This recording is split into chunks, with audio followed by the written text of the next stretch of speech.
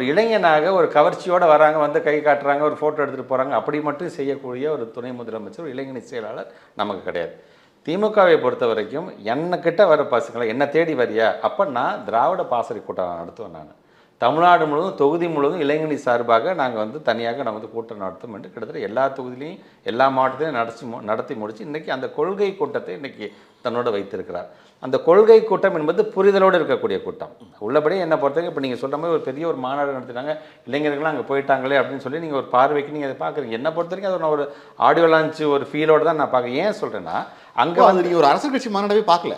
என்னால் அது பார்க்க முடியல. ஏன் சொல்கிறேன்னா அங்கே வந்திருக்கின்ற தம்பிகளும் எங்கள் தம்பிங்க தான், அங்கே வந்திருக்கின்ற மூத்தவங்களும் எங்களோட அண்ணனுங்க தான், அங்கே வந்து பெரியவங்களாக தான், அது எல்லாமே எங்கள் குடும்பத்து பிள்ளைங்க தான்.